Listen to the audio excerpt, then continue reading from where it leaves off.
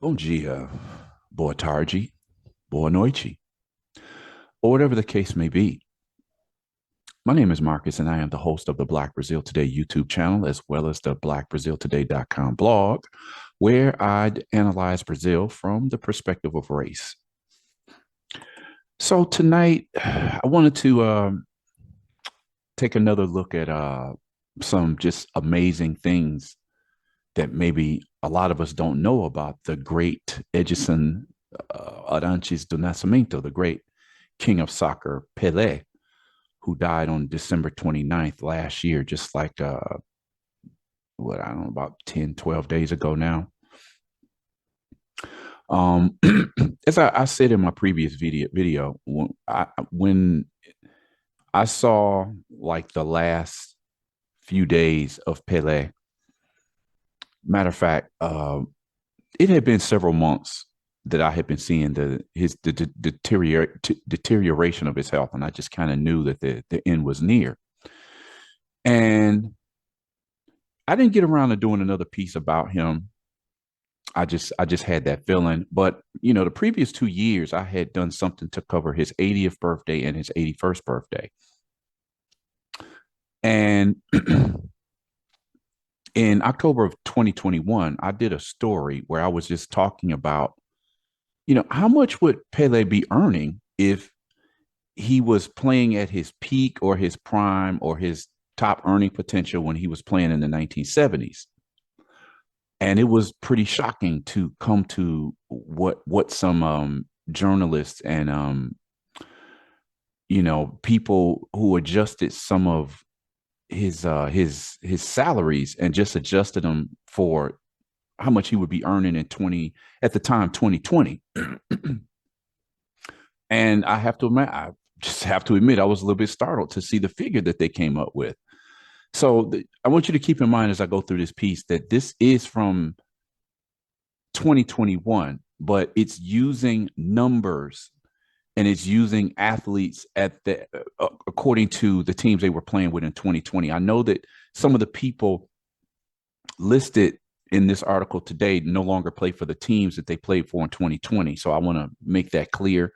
Like, why are you saying he plays for this team or that team? He plays for such and such now. We know that that's another thing about, sports in today's era. I grew up in an era where teams, superstars generally played for the same team for their whole career. There were, a few good exceptions, of course, but I just grew up in an era where most players, if they didn't play all of their career with one team, they played the vast majority of it. Sometimes you had cases where they played, most of their great years with one team. And as their skills started to decline with age, you know, uh, that team going through a rebuilding process might have, dished that player away to another team to finish out their careers. There's numerous examples of that. So today's era of sports, we just don't see, and we can't expect that athletes are going to stay on the same team for their whole career. It's such a money game these days. It's always been a money game in professional sports, but it's just we're in a different era. This is not the era that I grew up in when I was a sports enthusiast. Nowadays, you could see a guy start off on one team, leave that team, come back to that team, go to another team, and come back. You can see a guy switch teams every couple of years. It's definitely not what it used to be. I recently I saw a quote from Pele, and I can't repeat exactly what he said, but just paraphrasing, he was just like, these players these days, they don't really love their teams. They love the money. It's like, if they put on this jersey, oh, I love this team. And then a couple years later, they put on another jersey for another team. They're like, oh, I love this team. Like, no, not really. You don't. You love the money that you're getting. The you love being the pitch man for various products. You like seeing hundreds of millions of whatever euros or dollars or reais, whatever it might be. That's what you love. You don't really have any loyalty for those teams, and really the way sports is played nowadays, it's like, again, it's just a different era. You're not going to see many players stick with the same team nowadays throughout their whole career. So anyway, today's piece again, how much would Pele be making if he were at the peak of his skills and the peak of his earning power, we could say somewhere between the 60s and the 70s. Um, Pele's passing has it's given me another reason just to delve into his career because as long as he was alive, I've said this, in previous videos that I was never a really big soccer fan because as we all know, the United States was really the home of the big three, basketball, baseball, and football. We say American football because we know that outside of the United States, football is what we call soccer. So, I've known things about Pele, but not, I have to admit that since his passing, I've learned so much more than I knew even when I was a sports enthusiast, years, decades ago. I couldn't really honestly be into soccer back in those days because it simply just was not. We didn't have the internet at that time, and you just didn't see much soccer on television in the years that I was growing up and I was watching the big three sports. But with his passing, it has given me an interest that it's like, wow, there's enough about Pele online in Portuguese and English that I've said this before. There's topics on my blog where I could devote a whole blog to a certain topic, and that's certainly true about Pele. So, um, you can count on seeing some more articles about him in future videos. But this was just a fun piece that I put up back in October of 2021. So just come along, consider who some of your favorite players are in the world, regardless of what sport they perform. Consider how much they earn, and also consider again. This article is like almost 2.5 years old. What? Well, about a year and a half old. So October of 2021. Things have changed. There are athletes who are making even more money than they were just a couple of years ago when this article went up. So again, keep in mind this article is from 2021, and it was considering salaries of top paid players in the year 2020 and the teams they were with at the time. Okay, I just want to make that clear because this article is a little bit dated now, but it's people. These people who came up with these figures for Pele could probably do it again and come up with an even higher figure. But when I saw the number that they came up with to calculate what Pele would be making had he still been living in 2020, it's just astonishing. So let's get into this piece. The great Pele turns 81. So again, this was 2021 in October. If he were still playing today, would the king earn more than other sports superstars? The answer may surprise you. So let's just check this out. Sometimes I find it hard to believe how much money professional athletes are paid these days. Since I don't really follow sports like I did in my childhood, teen years, and early 20s, my jaw often drops when I see the numbers in black and white. Speaking of, the salaries that today's professional athletes take home. But things were very different when Pele was playing. Sports salaries were growing, but were nowhere near the figures we see today. Just consider this, for example. In the early 1970s, the NHL, or National Hockey League star Bobby Hull, signed a deal with the Winnipeg Jets that would pay him $1 million over the course of 10 years. At $100,000 a year in 1972, this was considered an incredible amount of money for an athlete.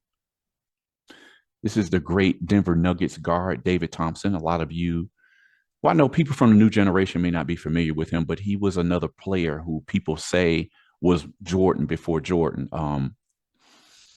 Uh, he was Michael Jordan went to North Carolina, and David Thompson went to North Carolina State.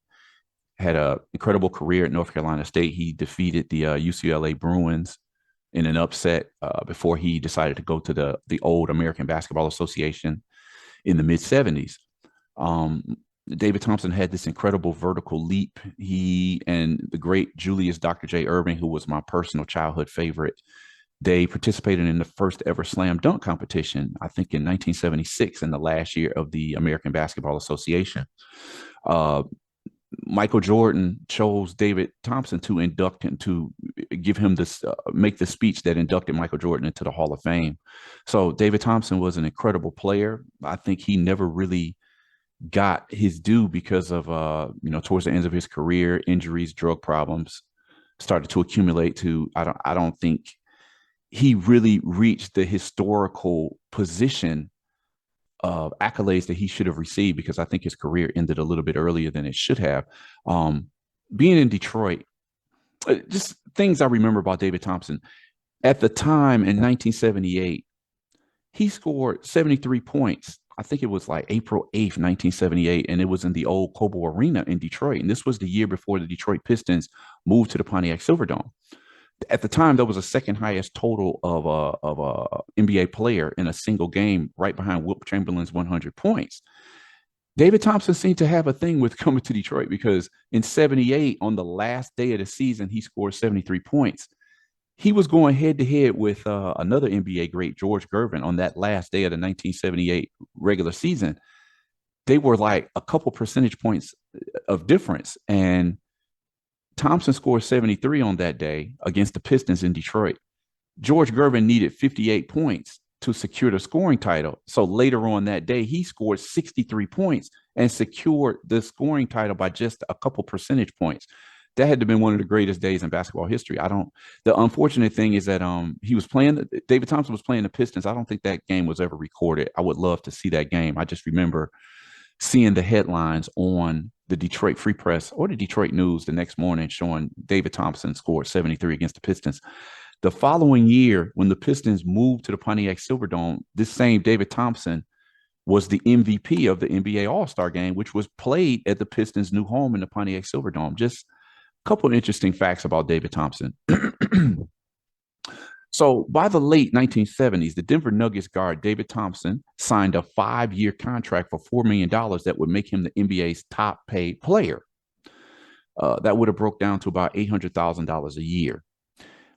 When Julius Dr. J. Irving debuted in the NBA after the folding of the ABA, where him and David Thompson both came out of that league in 1976, he was reportedly being paid $600,000 per year. By 1978, Major League Baseball star Dave Parker had signed a 5-year contract that would pay him $5 million, a cool $1 million per year. So look at just the expansion of what salaries had gone just from 72 to like, what is that, David Parker, 1978. So in that 6-year period, one incredible figure was Bobby Hull. They would pay him $1 million over the course of 10 years. By 1978, you had a baseball player making $1 million a year, and the salaries have just continued to spike to the point where they are today. It's just insane amounts of money, right? This is Dave Parker of the then Pittsburgh Pirates. And then there was Pelé. Having retired from his beloved Santos Futebol Club in Brazil, the king was coaxed into bringing his talents to the United States by U.S. Secretary of State Henry Kissinger, among others. Signing a deal with the North American Soccer League's New York Cosmos in 1975, Pelé cashed in on his legendary status, reportedly becoming the world's highest paid athlete at the time. I have not been able to ascertain exactly how much that contract was worth, because different sources cite different salaries. Some reports claim that Pelé, I saw that he was supposed to have made $2.7 million for 3 years, which would have been $900,000 a year. Other reports said $1.4 million a year.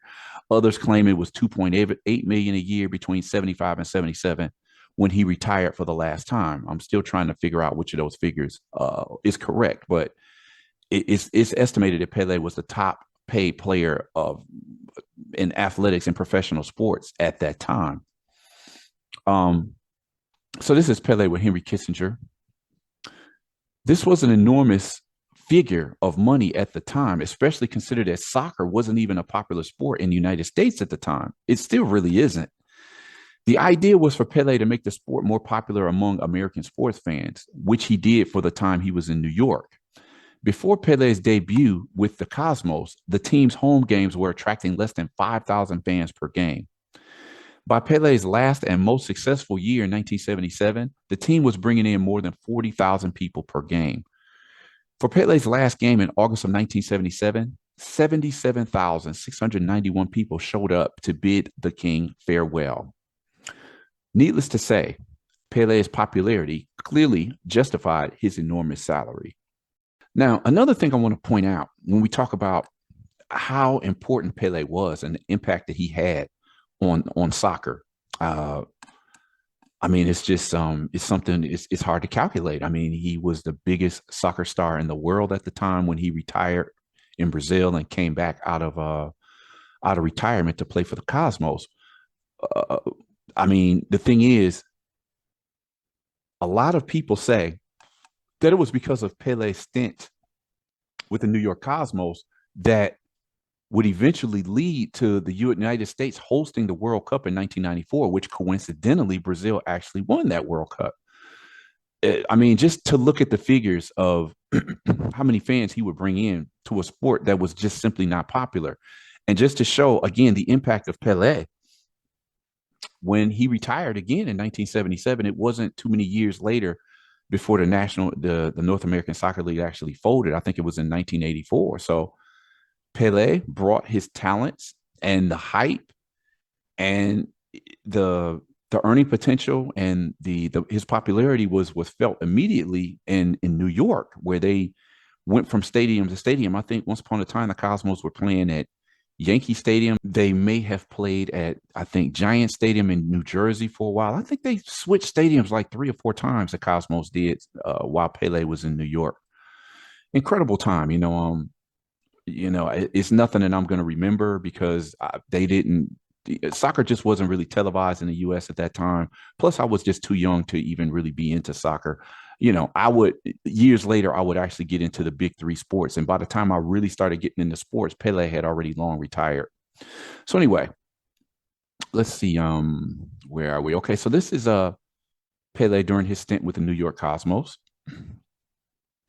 Now, going back to 2021 when I put this article up, I was saying earlier that year, a friend of mine back in the U.S. and I were having a discussion via the WhatsApp app about sports and salaries.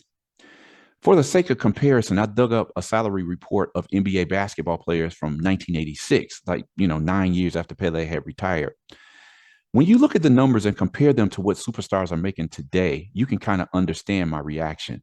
Okay, most sports fans and even non-sports fans, I remember Los Angeles Lakers great Earvin Magic Johnson from the state of Michigan. In the 1985-1986 season, Los Angeles Laker guard Earvin Magic Johnson was the highest paid player, earning $2.5 million a year. In that season, only 3 players made more than $2 million per year, and another 10 made between $1 million and $1.8 million. That was considered big money back then. Now, again, notice what's going on here. In 1972, Bobby Hull was getting basically about $100,000 a year to where he would make $1 million after 10 years. Fast forward, Magic Johnson had signed a contract, I think in 1980 or 1981, where he was going to be earning $1 million a year for 25 years. It was at the time, it was considered one of the, if not the or at the time, the biggest contract for a professional athlete at the time. It was the longest, 25 years, and then $1 million a year. So we see this constant rise of professional sports player salaries that dwarfs the previous standard. So we go from Bobby Hull making $100,000 per year to make $1 million in 10 years versus Magic Johnson signing a contract for 25 years that would pay him $1 million a year. So we see these numbers going up increasingly, every few decades, right? Now, if we were to just go a decade before that, we would see that what was considered a lot of money to dribble a basketball would have been almost a joke for athletes by the mid 80s. In the mid 90s, basketball legend Michael Jordan had made a comeback to the sport. After having won 3 straight titles with the Chicago Bulls in the early 1990s, Jordan shocked the sports world when he suddenly retired and then re-emerged in the following. He retired in 93 and then he came back towards the end of the 94-95 season after he accomplished his dream of playing another sport, baseball. Starting with the 95-96 season, Jordan would lead the Bulls to 3 more titles before retiring again. For millions of basketball fans, MJ is considered the greatest basketball player in history. And by the time he retired from the NBA, he had taken basketball salaries to the stratosphere. For the 97-98 season, Jordan was paid an estimated $33 million on the court by the Bulls. It is a well-known fact that Jordan had been vastly underpaid by the Bulls for several years, so one could argue that he clearly deserved a huge payout for the 96, 97, and 98 seasons. I just want to throw something in, my own thoughts about this whole the question of who is the greatest NBA player of all time. For the record, this is where I stand on it. You know, people talk about Jordan, they talk about LeBron James. I find it kind of strange that, you know, after Kobe Bryant died a few years ago, his name was just dropped out of the discussion. I always wondered why that happened. But for the record, this is how I see this, because a lot of people look like, why is Jordan considered greater than Kareem Abdul-Jabbar? LeBron is actually chasing his scoring record now. But my position has always been the following. Why do we say that one player would be the greatest basketball player of all time when you couldn't put Michael Jordan against Kareem Abdul-Jabbar? Just like Kareem couldn't guard Jordan, Jordan probably could not guard Kareem Abdul-Jabbar because there's a height difference of what, like 9 inches there. Um, I don't think you would put, you know, a power forward on. I mean, imagine trying to see somebody like Patrick Ewing trying to guard Allen Iverson. It wouldn't happen.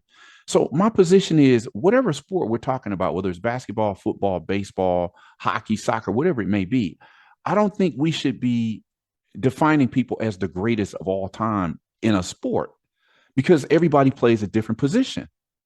I mean, is it fair to compare Walter Payton against Tom Brady?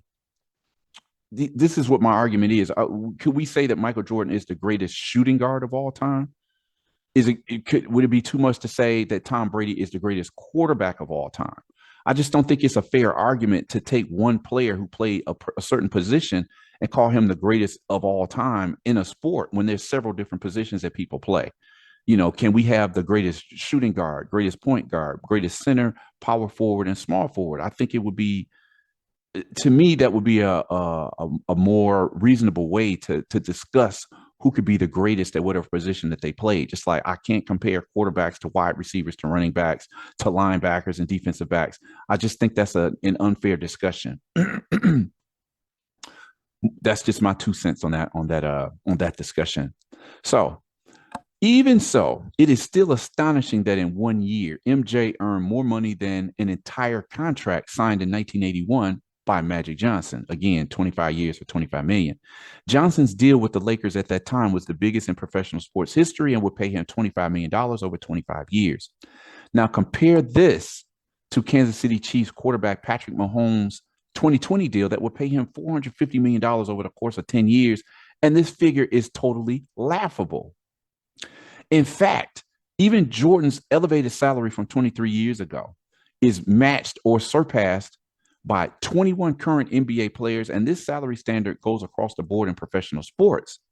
This year, again, 2020 or 2021, 10 NFL players will make $30 million or more, while in Major League Baseball, 8 players reach this mark in salaries.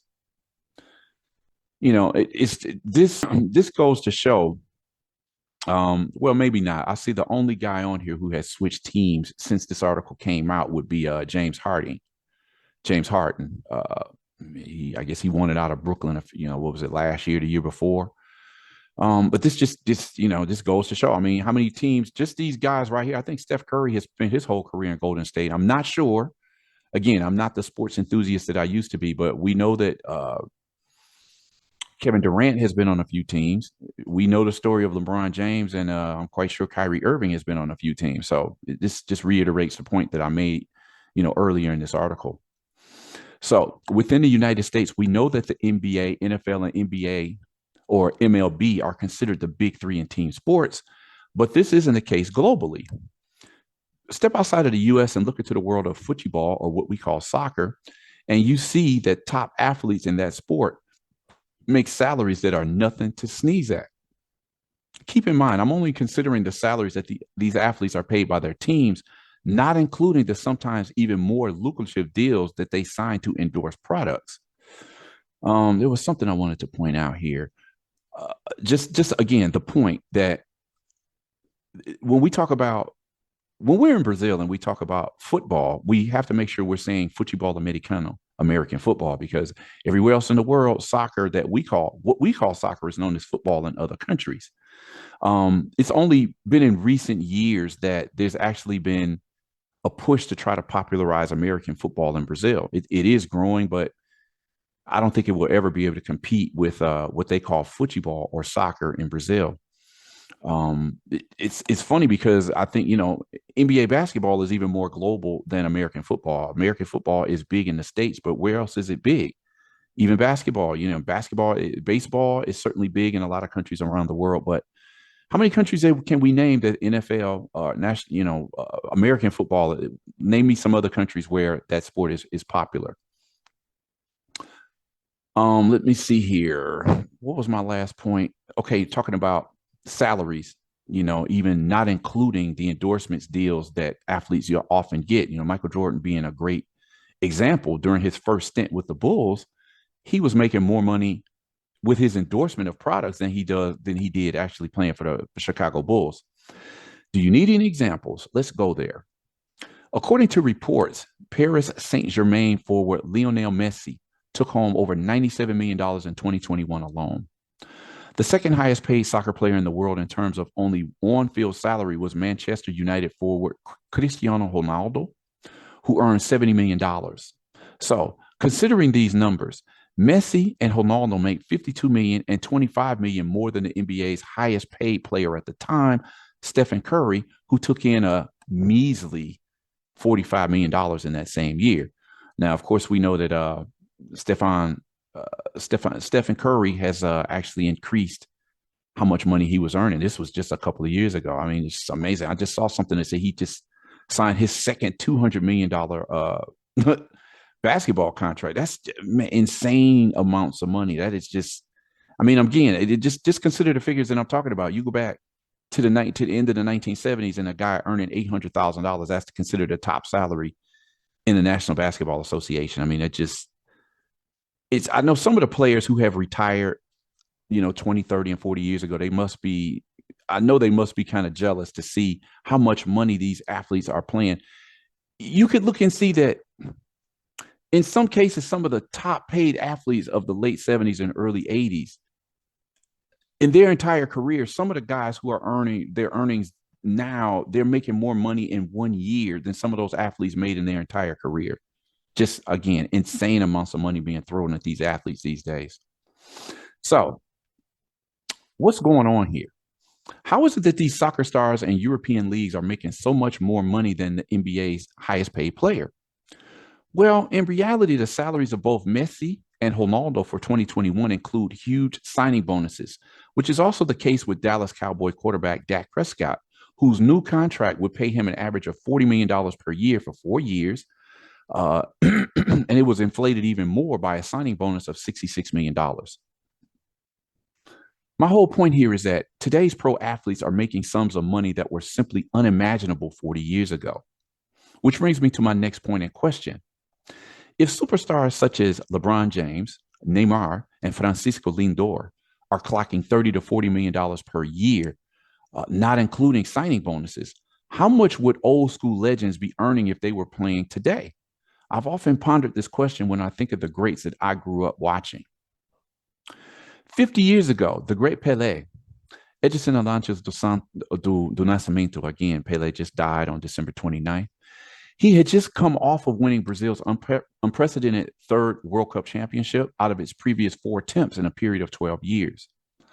By then, Pelé had already secured his place in soccer history as one of the greatest, if not the greatest of all time. On October 23rd, the King, who has gone through a number of health issues in recent years, turned 81. Again, pointing out this article is from October of 2021. Considering his legendary career and the insane amounts of money earned by today's athletes, several months ago, experts speculated on how much money Pelé would be earning if he were still playing today. The figures that they came up with were quite astounding. Let's move on. Again, this Pelé turns 81 in 2021. Would Pelé be better paid than Cristiano Ronaldo and Messi if he were playing today? How much would Pelé earn if he played today? In 1961, the annual salary of the king of football at Santos was revealed by the newspapers of the time. Again, remember, this is what, 61 years ago now. Well, almost 62. He earned 2 million cruzeiros, which was the Brazilian currency at the time. 2 million cruzeiros, which would be worth around 70,000 Brazilian reais in current values. But what would that be today in a football with higher salaries and big sponsorships? Forbes magazine listened to marketing experts Amir Somogi and Duilio Fabri for an estimate. See what Pele's position would be on Forbes' list of the highest paid players per year in 2020. So again, let's remember these figures are from 2020, and the players mentioned were what teams they were playing for in 2020, and these were the salary figures for them in 2020. If he were playing today, the great Pele would still be head and shoulders above others in terms of salary. So this is a very famous picture. I think this is from his last game playing for Brazil's national team. So in fifth place, we have Kylian Mbappe, the Paris Saint-Germain striker, salary of $42 million per year. His annual revenues are a combination of $28 million in salary plus $14 million in sponsorships.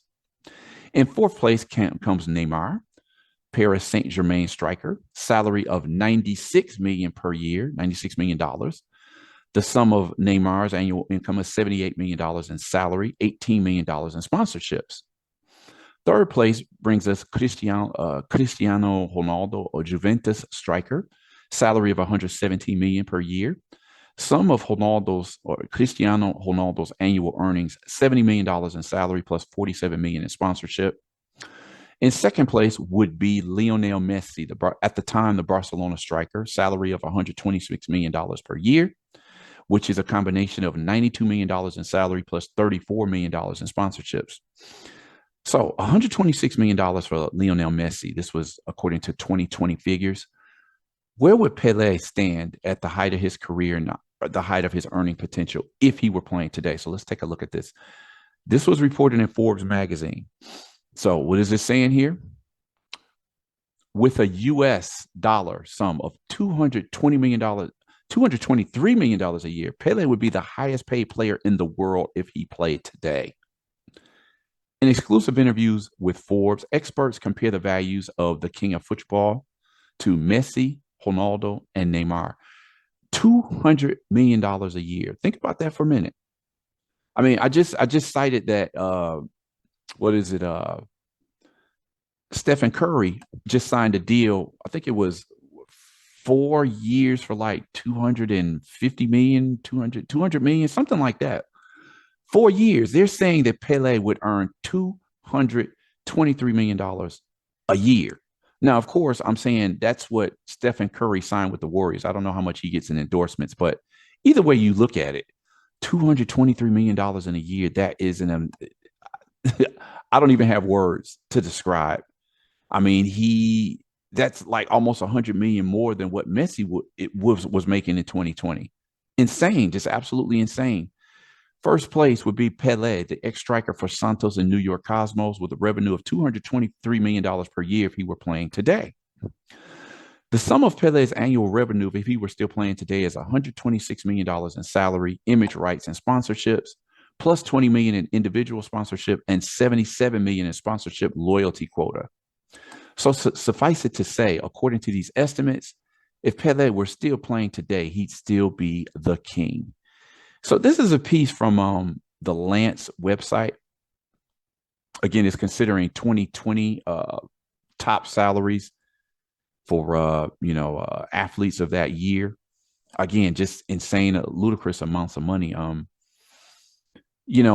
Just remembering Pele's career, a couple of things came to my mind because I distinctly remember I saw some of this on YouTube and I was like, wow, I remember seeing these commercials. Pelé in a TV commercial where he's hyping up the Atari 2600. I think it was called Pelé's Soccer. He had a game named after him in Atari's first games for soccer. I remember those old games. Like, man, that's another thing, comparing the salaries of yesteryear with what people are making today. If you go back to the early 80s and look at what Atari games look like, and then look at what those games look like for like PlayStation today, just I remember that old basketball game. It was like blips on a screen, just totally. Again, the difference between the Flintstones and the Jetsons, when you look at the first Atari basketball game, the first Atari soccer game, it was Pelé soccer, the first Atari football games for 2600. And then what you have now with FIFA, the FIFA soccer game, the NBA Live, and then the Madden series, of course. Incredible, just what kids are growing up playing these days. Because I know I didn't have nothing like that when I was growing up, just looking at the technology and the graphics on these video games, right? Um, Also bring back memories when I, again, looking into Pele's career with his recent passing and seeing these old TV commercials where Pele was hyping Atari, his video game with Atari. He appeared in a TV commercial with Mario Andretti and Kareem Abdul-Jabbar. Incredible, the height difference in that commercial. Then I saw him in I think it was a Federal Express commercial. Then I saw him in a Pepsi commercial. So Pele was a pitch man, years before Michael Jordan. I saw Pele, uh, being the pitch man for just numerous products, which would explain how he could be worth earning $223 million per year, which again, an incredible amount of money. All hail the king. If he were playing today, he'd still be the top of the heap. So just another way of looking at the importance of somebody like Edson Arantes do Nascimento, aka Pelé, and just understanding his greatness and the impact as a global athlete, as a soccer player, as a pitchman for different products. Of course, we still see that today, but arguably Pelé could be considered the man who started all of this way back in the 1970s. So anyway, that's what I have today. Really kind of a fun piece. There's so much more I could say about Pelé, and I'm sure I'll get to that in the future. But for now, if you like this article, definitely give me a thumbs up for this video. Consider subscribing to the channel.